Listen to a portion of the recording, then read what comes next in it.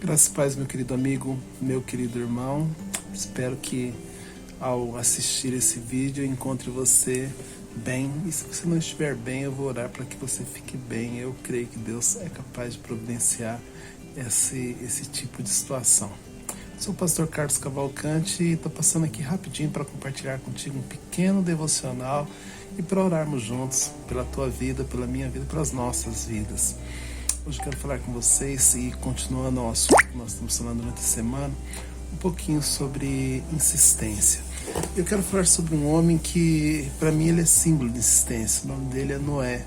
Muito embora para muitos pareça ser uma história um pouco absurda, a história de Noé é uma história real. E eu creio em todas as letras naquilo que a Bíblia diz. Aliás, não só a história de Noé, mas todas as histórias que a Bíblia nos apresenta. São histórias de homens que viveram a sua vida insistentemente, seguindo a Jesus, seguindo a Deus, ou que fizeram parte de um contexto bíblico, de um contexto que coopera para o crescimento da nossa vida.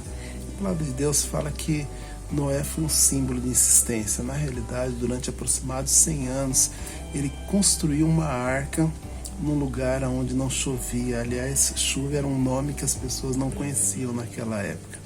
E o interessante é que chegou um tempo em que Noé pega a sua família, ele recebe uma notícia de Deus que dentro de 7 dias o dilúvio aconteceria, que ficariam 40 dias e 40 noites, água saindo para todo lado, caindo do céu, uma coisa aos olhos dele aparentemente absurda, já que eles não conheciam a questão do contexto de chuva. E assim, quando aconteceu isso, a família dele entrou, ele colocou quem devia colocar dentro da arca dele e de repente Deus fechou a arca. O texto fala lá no capítulo 16 de Gênesis 7 que o Senhor fechou com aqueles que estavam dentro e não houve sequer a chance para nenhum entrar e escapar da morte, escapar da pior situação. Essa semana eu estava vendo um vídeo que talvez você tenha visto também, do pessoal que está saindo do Afeganistão, aquele avião militar que saiu com aproximadamente 600 pessoas, quando cabia praticamente 200, de maneira confortável. E uma das cenas que me chocou é que algumas pessoas queriam entrar dentro daquele avião de qualquer forma para fugir da situação, para fugir de algo que aparentemente parecia ser pior do que a morte. E depois lá, em alto voo, você percebia algumas pessoas caindo porque estavam agarradas do lado de fora do avião.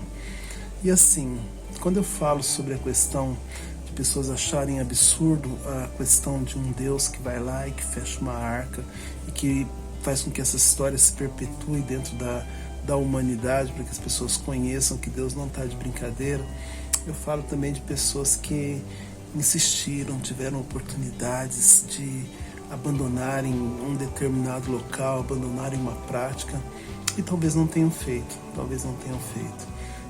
Naquele trecho, quando fala lá de Gênesis 6, 7, 8, a Bíblia fala que o ser humano já estava contendendo com Deus há muito tempo. Fala que havia apenas um homem que era insistente, que ainda permanecia, de certa forma, agradável aos olhos de Deus, e que era Noé.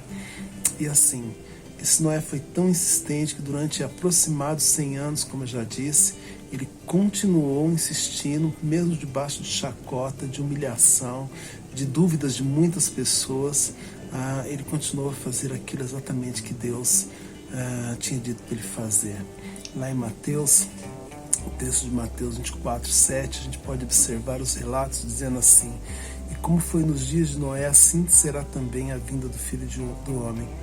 Porquanto, assim como nos dias anteriores ao dilúvio, comiam, bebiam, casavam e davam-se em casamento, até o dia em que Noé entrou na arca, e não o perceberam, até que veio o dilúvio e os levou todos, assim será também a vinda do Filho do Homem. Quando a gente fala sobre a arca de Noé, parece ser um absurdo para muitas pessoas, até mesmo para alguns crentes. Quando a gente fala sobre a vinda de Jesus, parece que as pessoas brincam a respeito disso. Mas eu acredito plenamente, Deus está dando uma oportunidade para nós, vamos colocar assim, de uma maneira mais contemporânea, para nós recebermos o livramento, para nós receber Jesus como o nosso único e suficiente Salvador.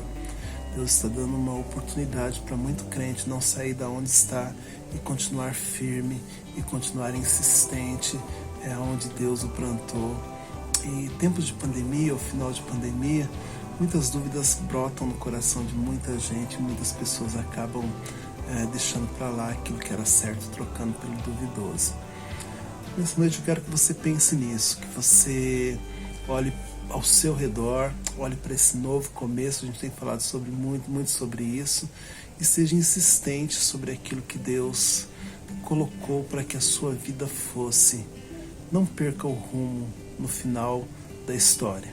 Não perca o rumo no momento em que é momento para ser fiel, para estar próximo.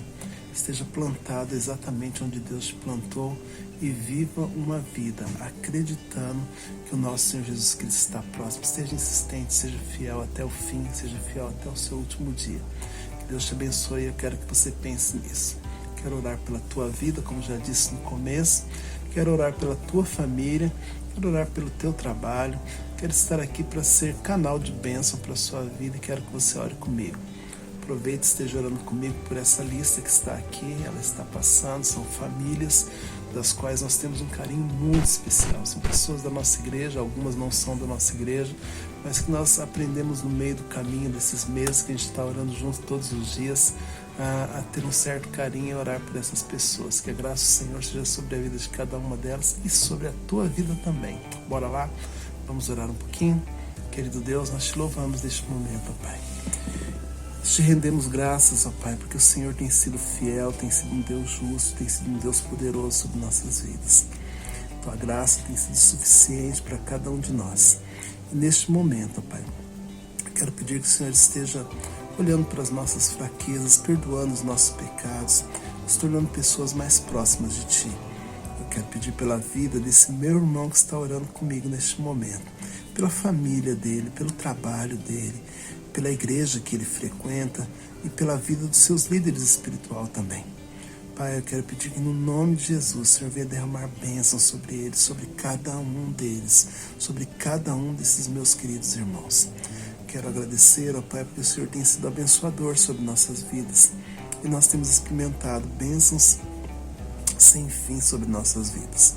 Quero pedir por cada família que agora, neste momento, está sendo representada por alguma pessoa que está me compartilhando essa oração, que está compartilhando comigo. Que a graça do Senhor possa ser sobre a vida dela. Pai, que em nome de Jesus, essas pessoas venham estar sendo firmes em Cristo Jesus. Quero te pedir também, ó Pai, pela situação que está acontecendo lá no Afeganistão, pela vida de irmãos que estão lá, ó Pai, que muitas vezes estão sendo perseguidos, pela vida daquele país, pessoas que precisam de salvação, ó Pai, pessoas que carecem de Jesus. Sua palavra, ó Pai, é uma palavra que ela é poderosa e pode alcançar aquele povo. Quero te pedir, ó Pai, pelos nossos governantes, quero te pedir, ó Pai, pelos cultos que acontecerão agora no final de semana, já que nós estamos iniciando o final de semana agora, e pelas nossas igrejas, que a Tua graça, a Tua misericórdia inunde os nossos corações e nos fortaleça. Obrigado por tudo que o Senhor tem feito, ó Pai. Obrigado, ó Pai, porque o Senhor tem sido fiel. Obrigado por tudo que o Senhor tem trabalhado sobre nós, em nome de Jesus. Amém. Deus te abençoe, que a graça do nosso Senhor Jesus Cristo seja sobre sua vida. Eu vou deixar aqui embaixo, o nome das igrejas nossas aqui em São Paulo, para que você venha participar de cultos com a gente. Se você está aqui por perto de Suzano, perto de Itacoaxetuba, perto de Poá, tem o endereço das nossas igrejas aqui. Eu quero que você esteja fazendo parte dos nossos cultos, esteja nos visitando, vai ser muito bom. Se você está lá na Zona Sul, quero convidar você a estar participando da nossa igreja lá em Planalto Paulista. Procura lá o pastor Lucas, a pastora Valéria, eles vão te atender com todo carinho. Dá um pulinho lá e seja abençoado lá com aqueles queridos irmãos. Para lá, vamos descansar um pouco agora. Que Deus te abençoe. Fique com Deus, um forte abraço.